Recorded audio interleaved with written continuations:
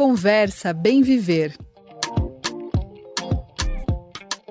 Nossa Conversa Bem Viver hoje vai falar sobre uma iniciativa inédita e, olha, ouso dizer, uma das mais importantes da história recente no nosso país, viu? O Observatório da Transição Energética, que é uma plataforma criada para monitorar os impactos e os conflitos que expansões de usinas de energia renovável, mineração, obras de infraestrutura e todo esse tipo de empreendimento, como o capitalismo gosta de chamar, pode causar em áreas muito sensíveis do nosso território nacional. Terras indígenas, comunidades quilombolas, assentamentos rurais, unidades de conservação. Essa ferramenta foi desenvolvida pela Repórter Brasil em parceria com o grupo de pesquisa Poemas e o INESC, o nosso Instituto de Estudos Socioeconômicos, que é uma organização não governamental que há mais de 40 anos atua defendendo políticas públicas e direitos aqui no nosso Brasil. Para explicar como é que essa plataforma funciona, como ela pode dar visibilidade para esses conflitos, quem está com a gente é o Harrison Sampaio, assessor político do INESC, especialista no tema e um dos desenvolvedores desse projeto, que dá muito orgulho, viu, Harrison? É uma honra trazer essa temática. Obrigada demais por atender o Brasil de Fato. Obrigado, Nara. Eu quem agradeço pelo espaço, pela oportunidade de estar aqui no Bem Viver, falando de um instrumento e um tema que é de importante, muito importante para a atualidade, muito relevante para as nossas lutas socioambientais. Harrison, eu queria começar contigo conversando sobre o básico. O que é a ferramenta Observatório da Transição Energética? E como é que ela consegue reunir dados sobre coisas que parecem tão diversas, usinas de energia, extração mineral, obras de infraestrutura? Uma lista bem grande de situações que podem trazer violações e que estão nessa ferramenta para serem pesquisadas, né? Como é que esse processo aconteceu e o que é a ferramenta? Nara, eu diria primeiramente que esse é o grande trunfo desse instrumento, porque é exatamente essa complexidade que envolve a transição energética, muitas vezes um tema que passa marginalizado no debate público, na opinião pública. E quando nos deparamos com um instrumento como esse, que agrega diversos dados, que coloca em perspectiva visual como essa transição ela está acontecendo no Brasil, como esses empreendimentos e projetos eles ocorrem, e, sobretudo, eu diria como a gente supera o diálogo para além de métricas de carbono, para além de métricas de financeiras, de investimentos. É mostrar que, para além disso, existe território, existem comunidades, existem áreas sensíveis, protegidas, e que isso não pode ser afastado do debate da transição energética. Então, é nesse contexto que vem essa ferramenta, que é um grande mapa interativo que vai agregar diversas bases de dados públicas. Então, existem alguns mapeamentos específicos em determinados setores, mas não tínhamos de uma forma tão consolidada, de fácil acesso em uma única plataforma que conseguisse colocar e agregar para que pudéssemos ver sobreposições de projetos e essas áreas que são sensíveis.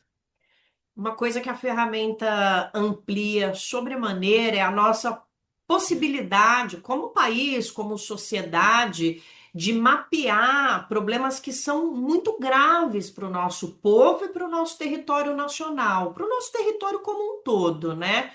Esses dados que vocês trazem na plataforma possibilitam identificar, inclusive, áreas de altíssimo risco socioambiental, locais onde crimes estão acontecendo, né? E a gente sabe que, por exemplo, falta de planejamento, presença política e fiscalização são grandes impulsionadores dessas violações que esses empreendimentos trazem para as nossas populações tradicionais, para as nossas áreas de reserva e de proteção. Como é que a ferramenta pode ser usada na prática para fortalecer a investigação e, inclusive, empoderar as comunidades a fazerem denúncias e a agirem contra esses crimes e essas violações? Dá para dizer que a plataforma pode ser usada desde pela Polícia Federal até por aquela pequena comunidade no interior do Brasil? É para todo mundo? Possibilita essa viabilidade da denúncia e da investigação para todo mundo? Exatamente, Nara. Eu diria que a gente tem uma pluralidade de usos, ou uma multidimensionalidade, né? Vamos colocar um termo assim, para os vários usos que essa ferramenta apresenta. Desde planejamento, que é uma questão no Brasil, a fragmentação do planejamento setorial. Você colocou no início da fala várias atividades e setores diferentes que parecem, a princípio, não dialogar entre si, mas que, na verdade, eles estão muito imbricados, muito alinhados e integrados, e esse planejamento precisa também ocorrer da mesma forma. Então, a ferramenta ela serve nesse nível, mas também serve ao nível mais local possível, porque outro grande passivo que nós temos no Brasil é a falta de informação ambiental. Muitas comunidades e territórios, eles somente tomam conhecimento do projeto quando já passou diversas fases de autorizações e licenças e o projeto ele já está em curso e caminhando. Então, a ferramenta ela traz uma perspectiva de não apenas verificar projetos existentes, mas também projetos que estão planejados para acontecer em determinadas áreas. Então, isso é muito importante para a articulação de comunidades, de territórios e principalmente para o campo da investigação. E aqui a gente coloca tanto os jornalistas quanto também acadêmicos que vêm se debruçando sobre o tema. Ô, Harrison, antes da gente passar para o fato incrível de que vocês têm um primeiro webinar já marcado para que as pessoas possam aprender a usar essa ferramenta, e eu imagino que outros momentos de aula e de formação para a ferramenta devem acontecer nos próximos meses. Eu queria conversar um pouquinho contigo sobre toda essa questão que envolve esses grandes empreendimentos que você mesmo disse. À primeira vista, parece que não dialogam, mas quando a gente vai se aprofundar um pouquinho, principalmente na desigualdade estrutural brasileira, a gente percebe que eles têm tudo a ver um com o outro. A gente tem dados que revelam uma realidade muito preocupante, né?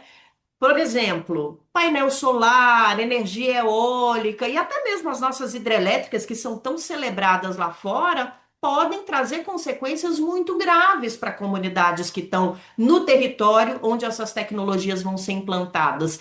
A gente tem um costume, acho que na sociedade atual, de trazer essas soluções ditas sustentáveis, colocá-las à mesa e colocá-las em prática sem ouvir essas pequenas comunidades, sem ouvir quem está naquele território. Porque é uma coisa boa, né? Olha só, a gente vai ter energia eólica, ninguém vai precisar queimar carvão, ninguém vai precisar de outros tipos de energia que consomem muitos recursos naturais. Olha que legal. Mas no fim a gente tem pequenas comunidades que podem ser impactadas e não é pouco, não, é muito.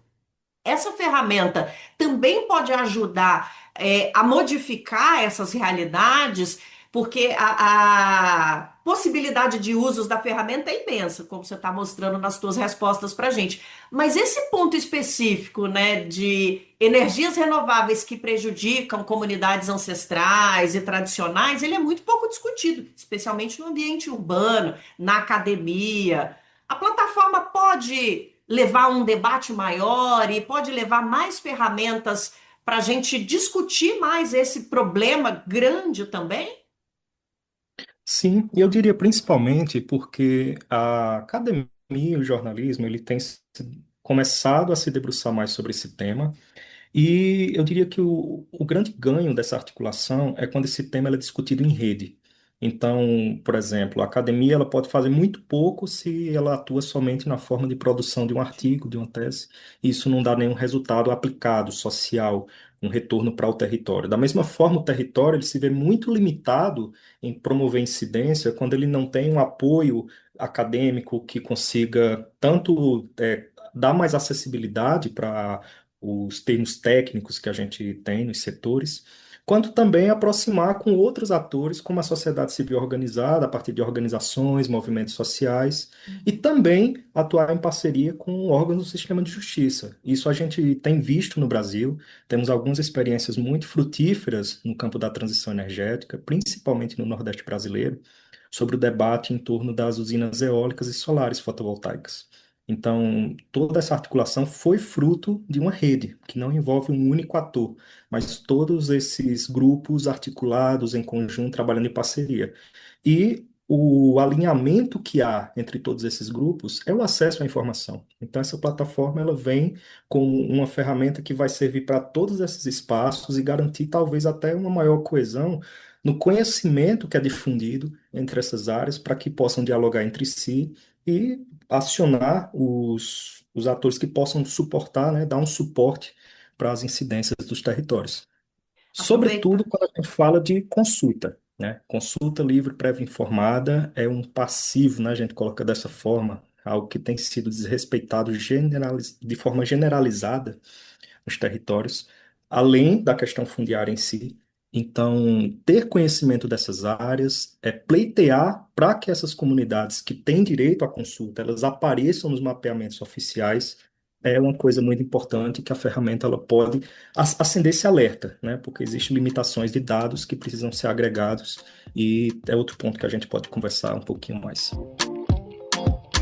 Só para a gente falar um pouco sobre essa questão da consulta, que é muito importante, tá, gente? Que o Harrison trouxe. Quem está com o Brasil de fato, quem nos acompanha, os nossos leitores e leitoras e as nossas ouvintes e os nossos ouvintes sabem que, gente, existe regramento internacional que obriga empresas e governos a consultarem populações afetadas por grandes empreendimentos, especialmente populações originárias, indígenas, tradicionais. Então, quando o Radisson fala da importância da consulta, a gente não está falando só da importância do diálogo, dessa questão do respeito ao conhecimento popular e ancestral. A gente está falando de um regramento internacional da OIT. E que o Brasil precisa se empenhar fortemente em cumprir, porque até agora o que a gente viu é que não cumpre. E a ferramenta, como o Harrison bem trouxe, pode ajudar. Harrison, rapidinho, vamos falar dessa limitação de dados que você trouxe na tua resposta anterior, e aí depois a gente passa para o webinar, que eu acho que é o principal motivo da gente estar conversando, é convidar quem está nos ouvindo para participar. Mas que limitação de dados é essa e que tipo de obstáculos ela ainda traz para a plataforma? Pronto, perfeitamente, Nara. Vamos retomar essa questão da consulta, porque é exatamente esse um ponto central que mostra o que eu quero me referir quando eu falo em limitação. No campo da transição energética, que é o grande propósito de análise desse observatório, a gente fala de justiça energética. Justiça energética não é só distribuir ganho, mitigar danos, é principalmente promover reconhecimento. Para que alguém exerça o direito que tem, para que ele tenha o seu direito respeitado, antes de tudo ele precisa ser reconhecido como sujeito, reconhecido na sua existência, na sua ocupação e naquilo que o torna sujeito de direitos. Quando a gente olha para um mapa, como o do observatório, nós vemos várias áreas que estão ali indicadas, como áreas de terras indígenas, quilombolas, assentamentos da reforma agrária. Mas o que é que precisa para a gente avançar, inclusive na ferramenta que está em constante atualização, não foi um desenvolvimento encerrado, né? Não parou por aqui. A gente pretende continuar aprimorando cada vez mais a plataforma para que ela possa agregar mais e mais dados. Mas um dos obstáculos é esse: dependemos de bases de dados públicas. Hoje, as bases de dados, principalmente para comunidades quilombolas e povos indígenas, eles são pautados por processos oficiais, ou seja, a comunidade ela precisa estar ou titulada, ou certificada, ou demarcado o território. E isso, quando a gente vem para o debate socioambiental, é muito presente, porque muitas empresas elas se negam a fazer consulta porque o território não foi demarcado ainda, porque a comunidade não foi titulada. Então, isso não pode ser um obstáculo para a garantia do direito, para assegurar o direito desses grupos, porque eles não dependem desse processo formal para ser quem são.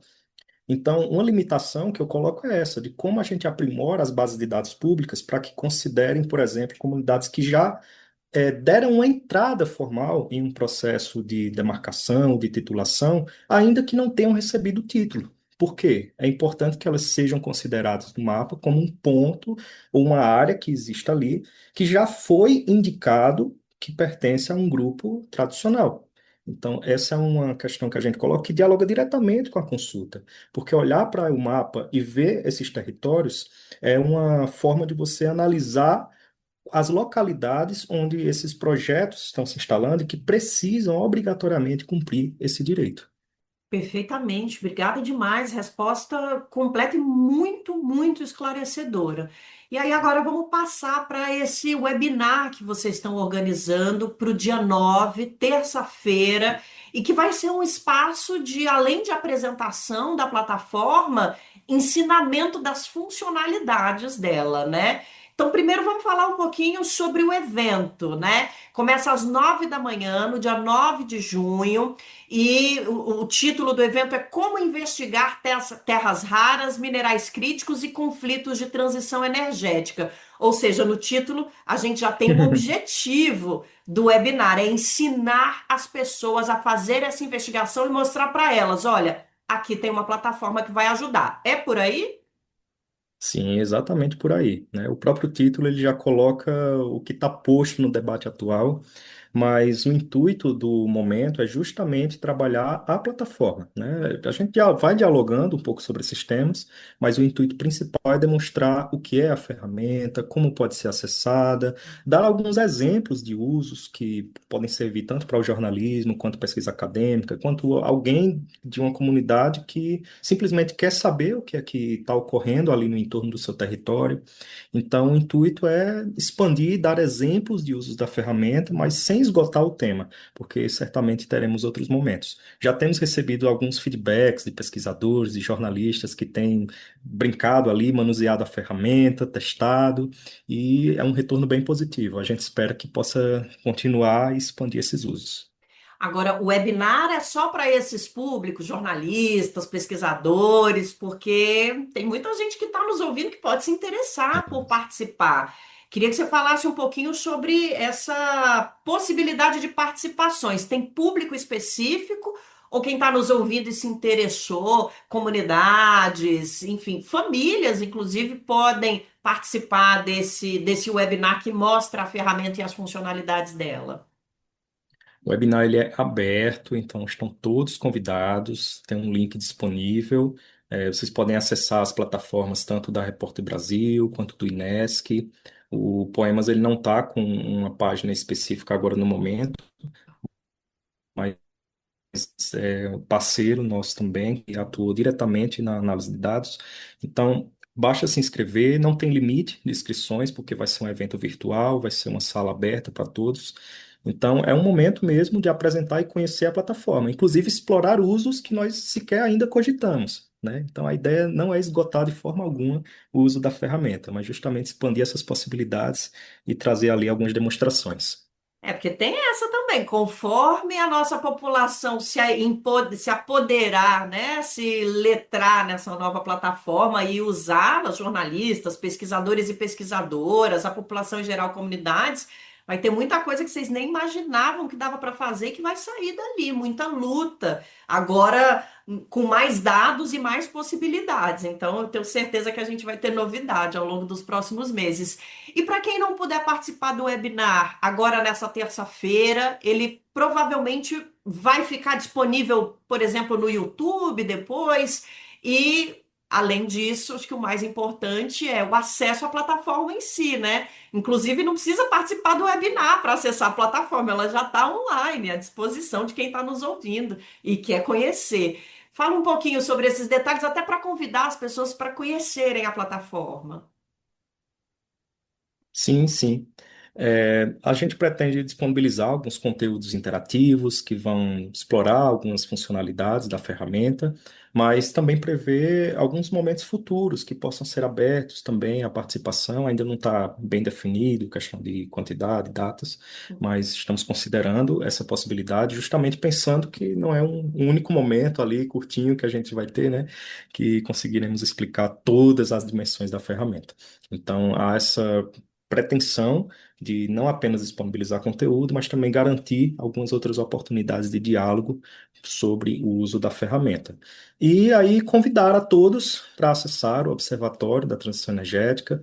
Ele atualmente está hospedado em um link dentro da Repórter Brasil, então todos podem acessar e é gratuito, é aberto. Esperamos receber o feedback de vocês, tanto pelo INESC, como todos os grupos que estão aí contribuindo com esse debate.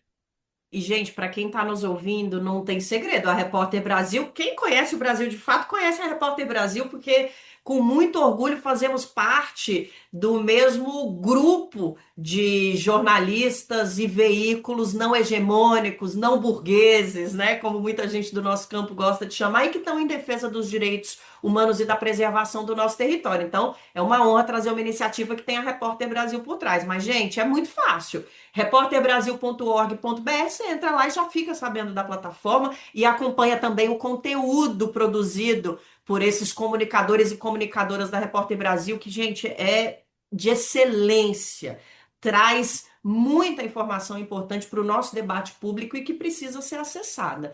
Então a dica é essa, vai lá no repórterbrasil.org.br e saiba mais sobre essa plataforma, o Observatório da Transição Energética, que vai ajudar você aí do outro lado, eu aqui como jornalista, pesquisadores e pesquisadoras e a nossa população a saber onde estão e como atuam os grandes empreendimentos do nosso país e que podem ferir direitos humanos, como é que essas populações podem lutar pelos seus territórios, pelos seus direitos contra esses empreendimentos de gigantíssimo porte e que fazem parte da história do nosso país há muito tempo. As populações brasileiras sempre tiveram que lidar com essas grandes ideias do capitalismo, né? Não tem como negar isso. Eu Sim. estou lembrando aqui da Transamazônica, lá na década de 60, 70, e de tudo que a gente já viveu de lá até aqui, Belo Monte e outros exemplos, que a gente não conseguiu colocar em prática o diálogo com as comunidades. Acho que a grande conclusão é essa: precisamos colocar em prática esse diálogo, né?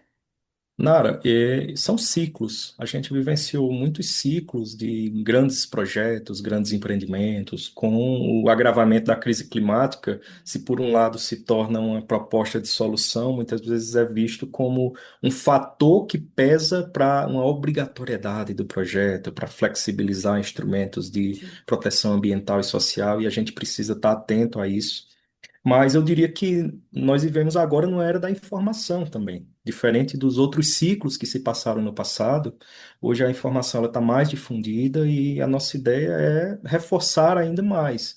Então, o observatório ele vem nesse campo como uma ferramenta para fortalecer a informação, fortalecer a articulação, fortalecer a incidência e tentar equilibrar um pouquinho esse jogo, essa disputa, pesando um pouco mais para o nosso lado, da sociedade civil, do meio ambiente e do bem viver, né? Então, deixar aqui o convite para todos. Eu vou reforçar aqui o link diretamente para quem quiser acessar, quem tiver aí fácil com o celular na mão, com notebook ou no computador.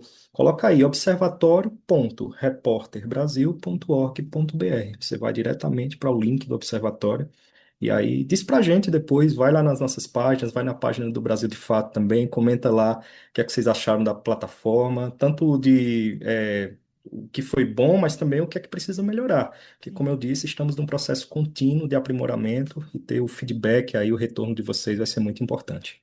Quer falar de bom uso da internet? Você que está aí do outro lado? Olha aí, um excelente exemplo. É de dar orgulho, gente. Conversamos com Harrison Sampaio, assessor político do INESC, especialista no tema e um dos desenvolvedores desse projeto. Eu vou usar a palavra magnífico, que eu acho que é o melhor adjetivo, o Observatório da Transição Energética. Harrison, até uma próxima, viu? Porque eu tenho certeza que vamos ter outras oportunidades. Parabéns pelo projeto e bom webinar para vocês. Ah, obrigado, Nara. Fico à disposição. Vai ser sempre um prazer estar aqui atendendo o Bem Viver, Brasil de Fato. E espero ver todos vocês no dia 9, às 9 horas. E você que está aí do outro lado, obrigada demais pela companhia, por ter acompanhado a nossa conversa. Vai lá pesquisar sobre o observatório, essa ferramenta é nossa. E eu vou me despedindo aqui de São Paulo, da Rádio Brasil de Fato, Nara Lacerda. Conversa Bem Viver.